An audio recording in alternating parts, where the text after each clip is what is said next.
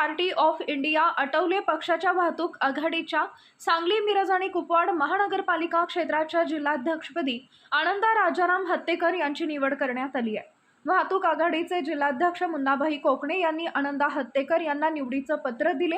यावेळी सांगली, मिरज, कुपवाड महानगरपालिकेचे माजी सभापती अशोक कांबळे, आरपीआय तासगाव तालुका अध्यक्ष प्रवीण धेंडे, सागर दरबारे, युवा आघाडीचे मिरज तालुका अध्यक्ष नंदकुमार कांबळे, शंकर साळुंखे आणि पदाधिकारी कार्यकर्ते उपस्थित होते।